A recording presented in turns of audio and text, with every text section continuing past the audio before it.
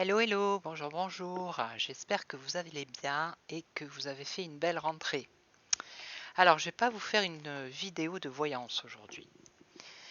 Je vais vous faire une vidéo un peu d'information qui concerne Emmanuel Macron, qui a fait une lettre au chef de parti. Donc, cette lettre, elle fait 6 pages. Donc, je fais cette vidéo justement parce que je sais qu'il y a des personnes qui ne vont pas aller lire ces 6 pages. Donc, je vous le dis, c'est barbant, hein. Mais en même temps, il faut savoir ce qu'il essaye de traficoter, le monsieur. D'accord? Donc, il a écrit une lettre au chef de parti. Voilà. Donc, je vais vous la lire. Je vais essayer de. Vous voyez, j'ai fait des copies d'écran. Bon, on voit rien là. On voit rien. Enfin bref, j'ai fait des copies d'écran. Donc, il commence comme ça. Messieurs, mesdames. Mesdames, messieurs, d'abord. Je tiens avant tout à vous remercier pour votre participation à ces rencontres de Saint-Denis. L'esprit et le contenu de nos échanges correspondent, j'en suis convaincu, à ce que nos compatriotes attendent de nous. L'ensemble des participants a constaté que le contexte international et national justifiait pour l'indépendance et la cohésion de la France un format de discussion inédit, respectueux de la séparation des pouvoirs et des responsabilités respectives de chacun. Je souhaite que nous puissions nous retrouver à nouveau à l'automne. D'ici là, il nous revient collectivement de donner une suite concrète à nos échanges sur la base de ce relevé de conclusions partagées. Je vous soumets donc un projet afin de recueillir vos propositions de modification ou d'ajout d'ici dimanche soir si vous en êtes d'accord. Toutes les forces politiques présentes seront associées à l'ensemble des initiatives qui découleront de nos échanges. Aucune forme institutionnelle de réponse, référendum, vote parlementaire, mesures réglementaires ou décision ad hoc ne sera a priori exclue. Donc, référendum, vote parlementaire, mesures réglementaires ou décision ad hoc ne sera a priori exclue. Alors, le premier temps de nos échanges a permis un débat approfondi sur les questions internationales qui déterminent par nature les conditions de sécurité, de stabilité et d'indépendance pour notre pays. Un soutien unanime à l'Ukraine et une condamnation claire de l'agression russe sont ressortis de nos échanges.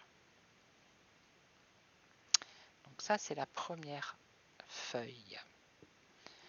Donc ensuite, plusieurs forces politiques ont demandé des précisions sur les positions récentes. Moi, ce que j'aime bien, c'est que il dit pas les noms, il dit pas qui a dit quoi, voilà. Hein.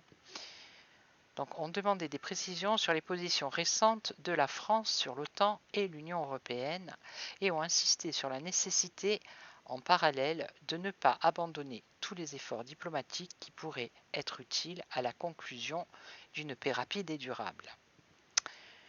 Toutes les forces politiques ont souligné la nécessité de continuer dans la durée à éviter toute escalade nucléaire et toute extension du conflit.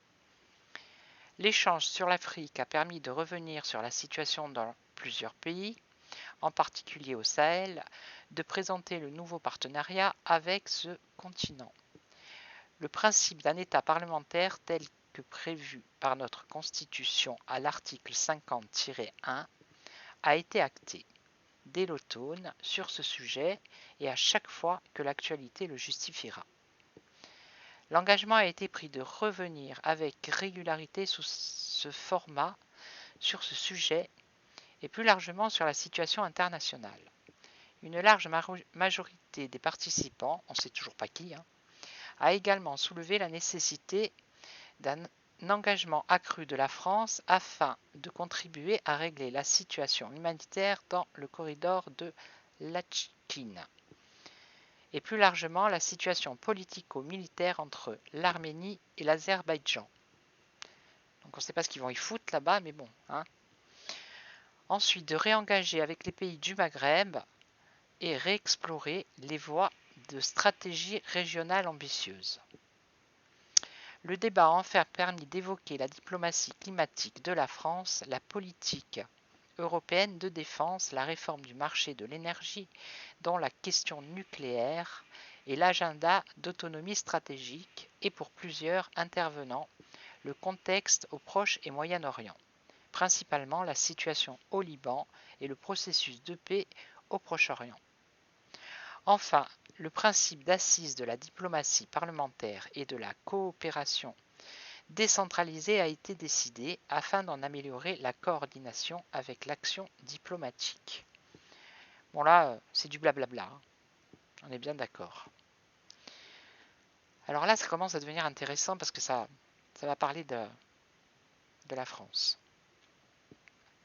Donc le deuxième temps de notre échange était consacré à la vie démocratique et l'efficacité de l'action publique dans notre pays. Tous les participants se sont retrouvés autour de la nécessité de rendre l'action publique plus claire, plus lisible, plus efficace pour nos compatriotes, avec des responsabilités mieux identifiées. À ce titre, la déconcertation de l'action de l'État a été mentionnée par plusieurs participants. On n'a toujours pas les noms. Alors, moins d'agences. Moins d'agences de quoi, on ne sait pas. Moins d'appels à projets nationaux. Un regroupement de l'ensemble des compétences locales de l'État sous l'autorité du préfet du département. La piste d'une plus grande expérimentation locale, qui supposerait une réforme constitutionnelle. Nous y voilà. Nous arrivons donc à la réforme constitutionnelle. Ou différenciation, ou tout au moins d'un vrai pouvoir de dérogation locale, a été abordé pour renforcer aussi l'efficacité du couple mairie-préfet. Sur cette question, j'ai demandé à la Première ministre de me soumettre des décisions concrètes à prendre sous un mois et je vous propose d'avoir une nouvelle discussion sur la base de celle-ci lors de notre prochaine rencontre. La décentralisation est également apparue comme un élément de solution pour renforcer l'efficacité de l'action publique pour nombre de participants. Plusieurs participants qui ont souhaité revenir sur le périmètre actuel des régions ou mettre en place le conseiller territorial sans... Attendez, il y a une moto. Sans qu'un consensus ne se dégage sur ces points.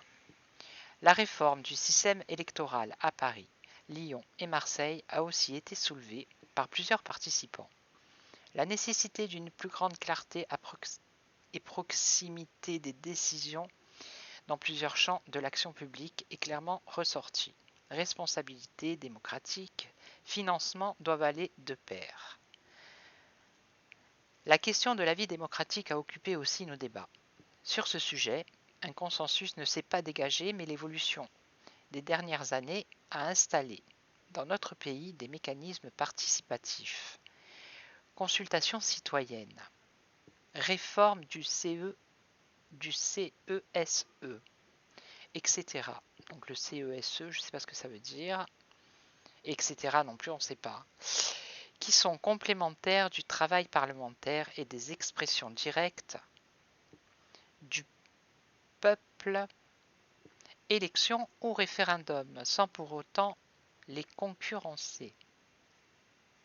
C'est-à-dire que on ne va pas remplacer les référendums par des élections.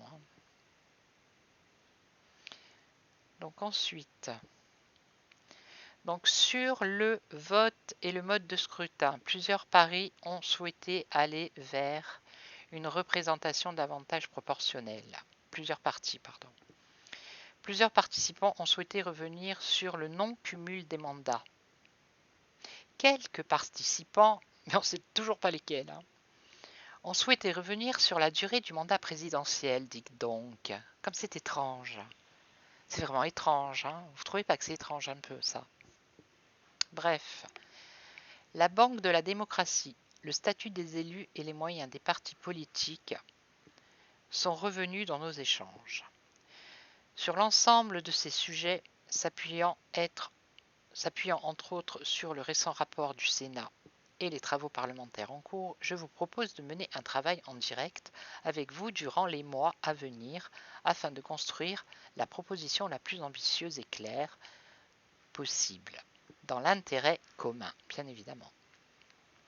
Sur la décentralisation, plus précisément, je vous proposerai de lancer un travail préparatoire plus fin dès la semaine prochaine avec vous-même et vos représentants.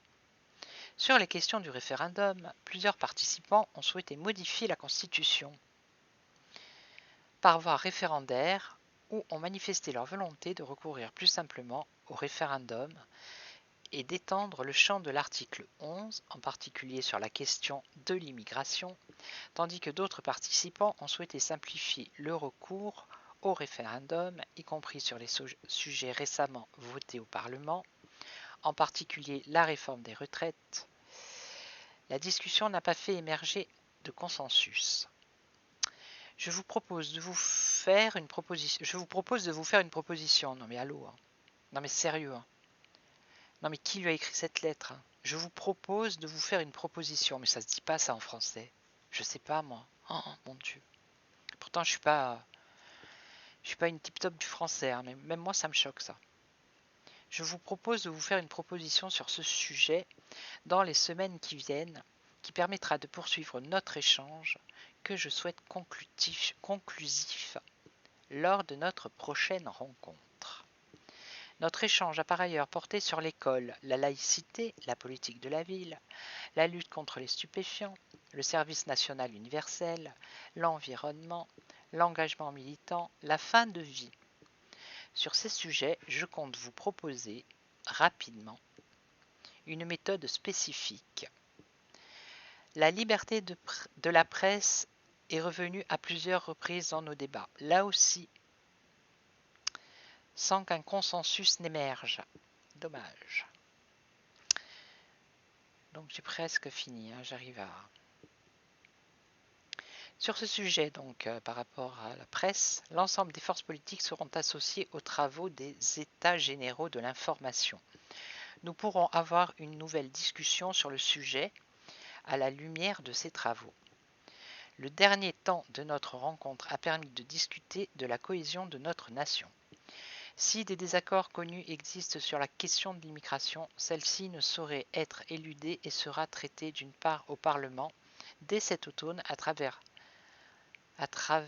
au travers du projet de loi du gouvernement, d'autre part à travers la question du référendum et des changements de constitution éventuels précédemment évoqués.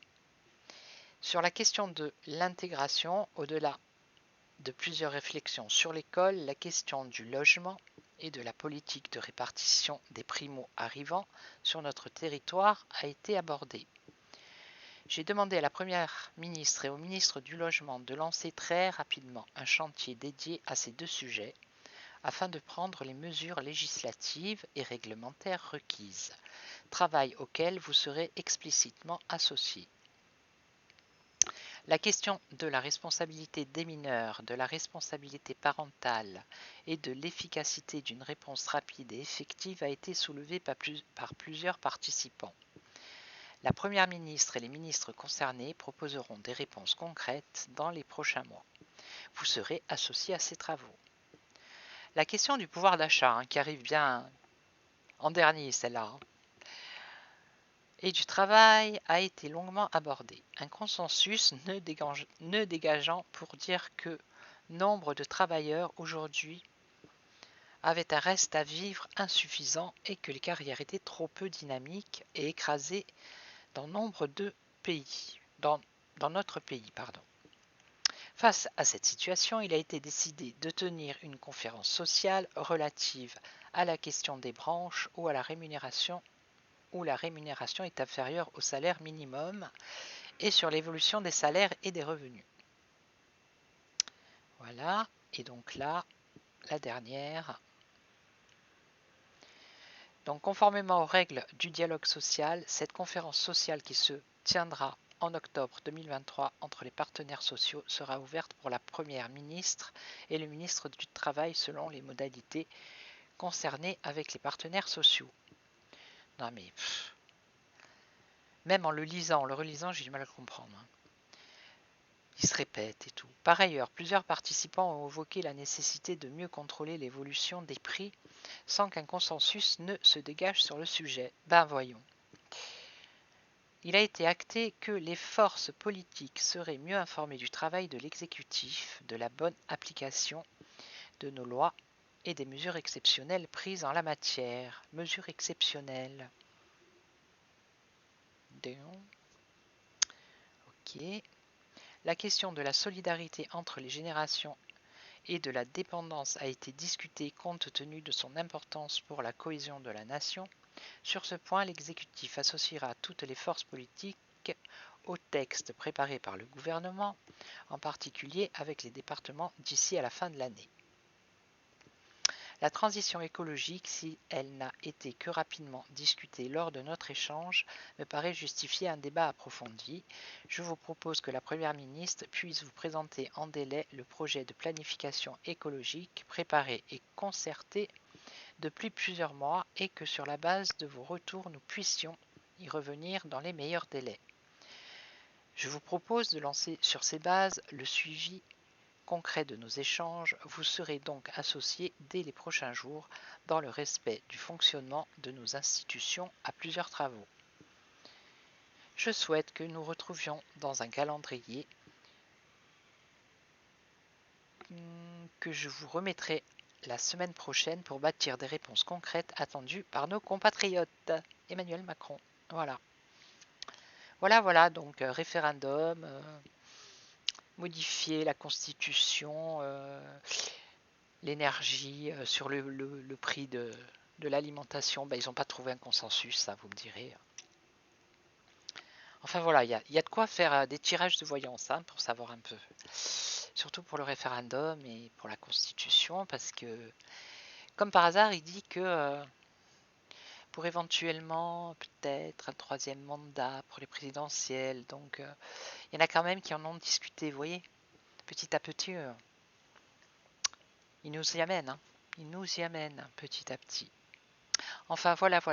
Donc bah comme ça vous êtes au courant hein, de ce qui va se passer. Hein. Et puis s'il sort encore une petite lettre comme ça, bah, je vous ferai une petite lecture. Voilà.